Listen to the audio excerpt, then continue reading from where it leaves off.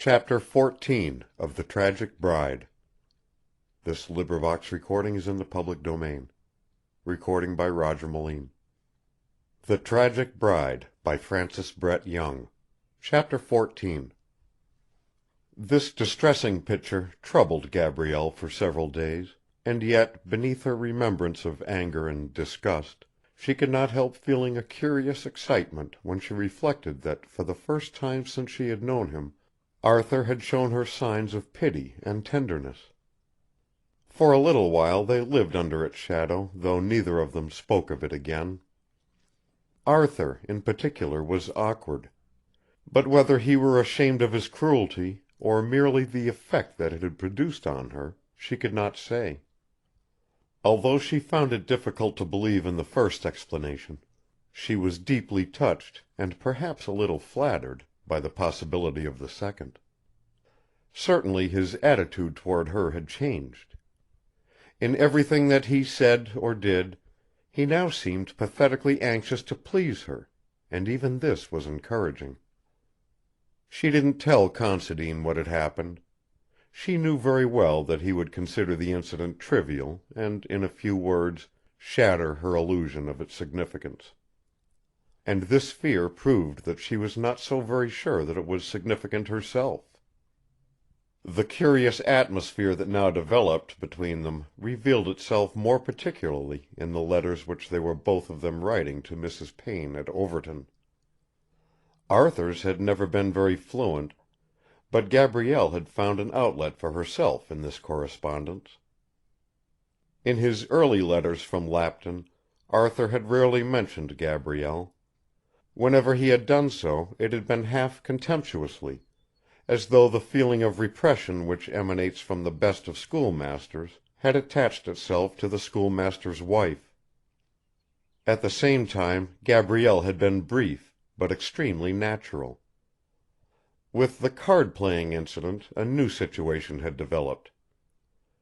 Arthur, as we have seen, had been inclined to turn up his nose at Gabrielle's society when it was thrust upon him by Considine, while Gabrielle had given signs of a more maternal care.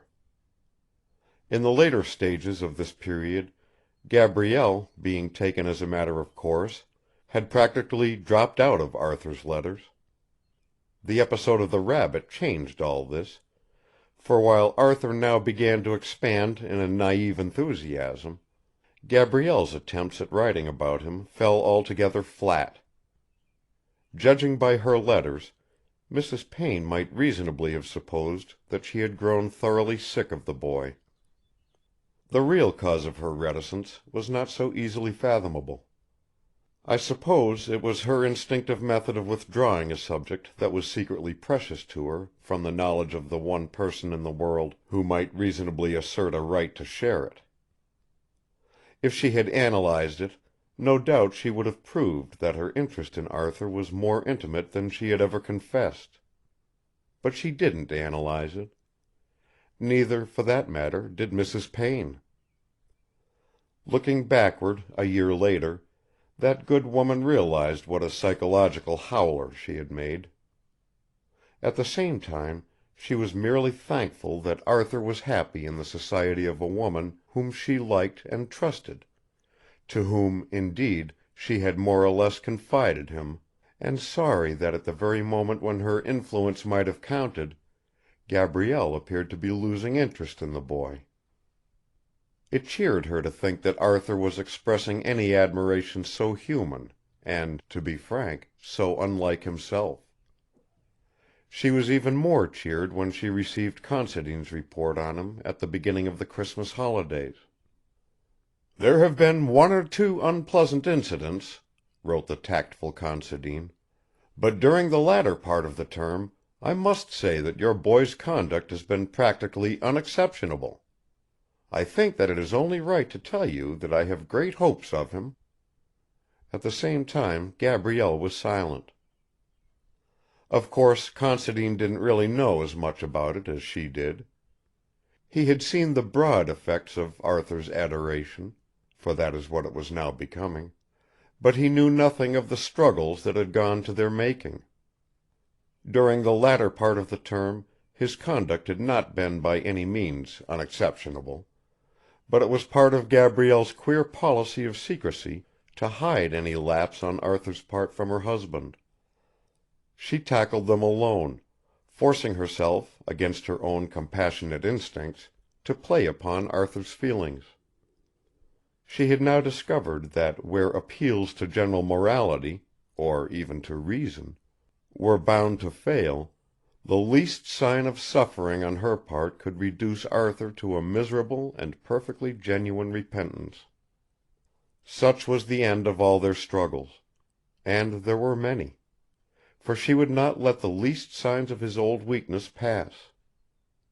At times she felt that she was cruel, but she allowed herself to be harrowed, finding, perhaps, in the pain that she inflicted on both of them, something that was flattering both to her conscience and to her self-esteem.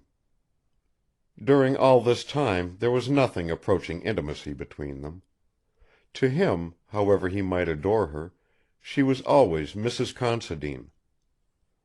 In all their relations they preserved the convention that she was a creature of another world and of another age.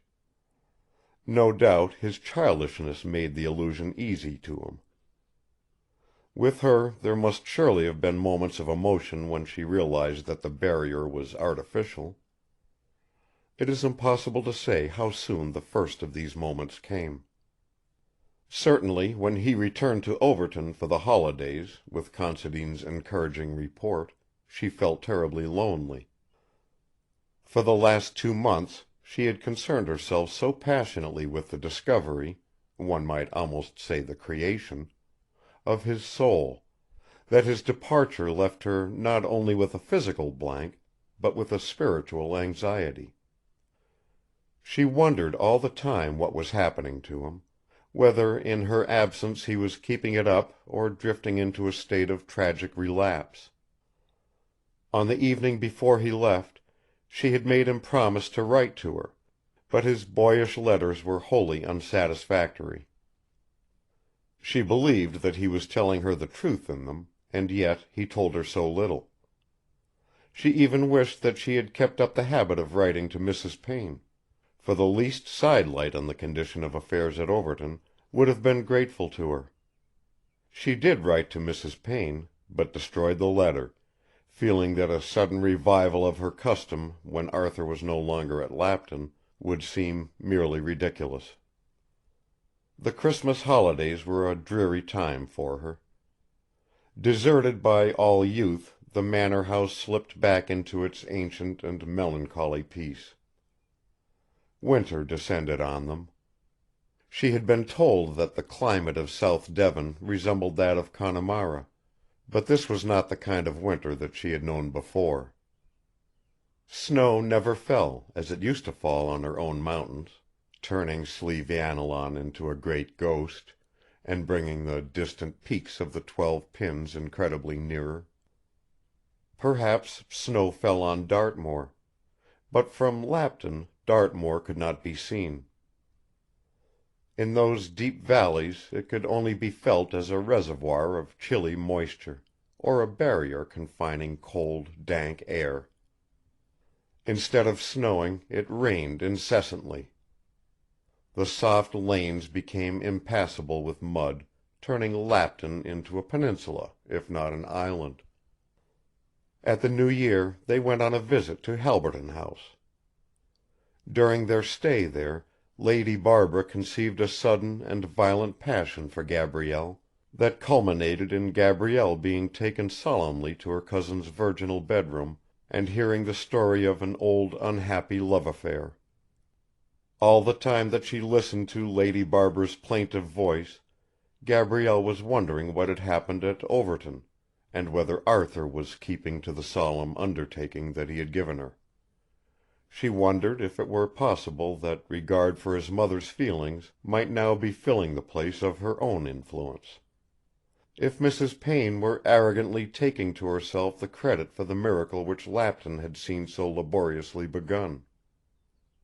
She hoped, knowing that it was wicked of her to do so, that this had not happened. She felt that the change in Arthur was hers and hers only. she found herself forced to confess that she was jealous of Mrs. Payne. "And then," said Lady Barbara, "just when I was certain, positively certain that he cared for me, after that morning in church, you know, his mother broke her leg huntin' in Leicestershire.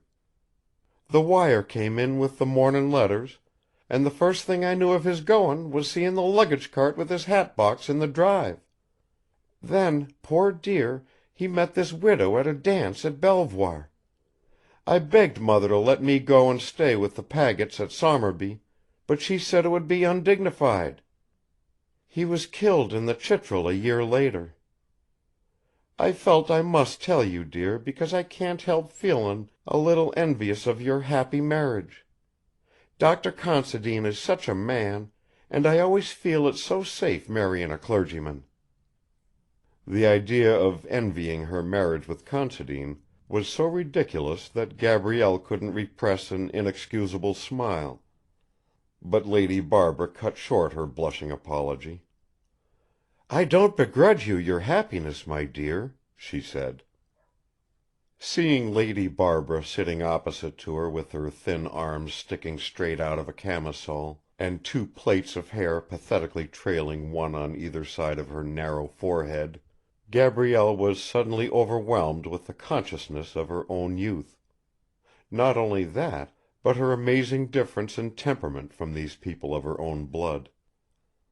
Retiring from her cousin's chaste kisses to her own room, she stood for a long while in front of her mirror, tinglingly aware of her freshness and beauty and vitality. Considine, emerging from his dressing-room, found her there. "Vanity, vanity," he said, taking her in his arms and kissing her. Gabrielle suddenly thought how glad she would be to hand him over to the admiring Lady Barbara. She remembered the chill kiss of her cousin, and then the kiss of Considine. Neither of them, she decided, was a real kiss. The new term began on the 25th of January. Gabrielle had awaited it with a subdued excitement. When the day came, she compelled herself to appear more placid than usual. It was a sunny morning, of the kind that often gives a feeling of spring to the Devon winter, a morning full of promise. Considine had suggested that she should drive into Totnes and do some shopping before meeting the train from the Midlands. But she would not do so. All morning she made herself busy in the house, and later in the day, hearing the wheels of the wagonette on the drive, she slipped out into the garden to visit a border where the crocus spears were pushing through the soil. She could not explain her own sudden shyness. She was tremulous, tremulous with life. There was a smell of spring in the air. Arthur came out to find her in the garden. His eyes glowed with the pleasure of seeing her again, but she would not look at him. "Well," she said, "what happened?" "Oh, it was all right," he said. "I think it was all right. I'm almost sure of it. I always thought of you, you see. Imagined what you'd think of me." He didn't say that he had considered what his mother would think. She was suddenly, jealously thankful. With his return she regained her content, feeling no longer the weight of winter. He spoke no more regretfully of his exclusion from the sports of the other pupils, and they settled down once again into their happy routine of walks and drives. In a little while the crocuses burst into flame in the borders, and in the hedges the wild arums began to unfold. One Friday afternoon in the middle of March, she asked Considine to let Arthur drive her into Dartmouth. The day was so mild that they chose the high road that skirts the edge of Stark Bay. There was a feeling of holiday in the air, for the sea beneath them was of a pale and shimmering blue, like a stone blazing with imprisoned light or a butterfly's wing. On the road they met a long procession of carriers' vans heaped high with shopping baskets, and the happy faces of country people stared at them from under the hoods. The road shone white, having been scoured with rain, and all the hedgerows smelt of green things growing, with now and then a waft of the white violet. The sky was so clear that they could see the smoke of many liners, hull down, making the start. When they reached the crest of the hill above Dartmouth, a man of war appeared, a three-funnelled cruiser, steaming fast towards the land. She was so fleet and strong that she seemed to share in the exhilaration of the day. They dropped down slowly into Dartmouth and lost sight of her. Gabrielle had a great deal of shopping to do, and Arthur drove her from one shop to another, waiting outside in the pony trap while she made her purchases. Then they had tea together in a restaurant on the quay. They had never been more happy together. When they came out of the tea shop on the pavement they found themselves entangled in a group of sailors, Liberty men who had been disembarked from the cruiser that now lay anchored in the mouth of the Dart. They came along the footpath laughing, pleased to be ashore. Arthur and Gabrielle stood aside to let them pass, and as they did so Gabrielle saw the name H.M.S. Pennant upon their cap ribbons. She became suddenly pale and silent. The light had faded from the day. She begged Arthur to drive her home as quickly as he could. Arthur was puzzled by her strangeness. He could not understand why she did not speak to him. They drove on in silence through the dusk. So they came to the point at which the coast road turns inward towards Lapton Huish, a lonely spot where the cliffs break away into low hills, and the high road runs between a ridge of shingle on one side, and on the other two reedy meres. The night was windless, and they heard no sound but a faint shivering of reed beds, and the plash and withdrawal of languid waves lapping the miles of fine shingle with a faint hiss like that of grain falling on to a mound. On the bridge that spanned the channel connecting the two meres, Gabrielle asked him to stop. He did so, wondering, and she climbed out of the trap, and leaned upon the coping, looking out over the water. He couldn't think what to make of her. He did not know how dear is mystery to the heart of a woman.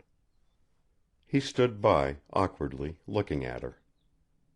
At last she said slowly, "I hate the sea.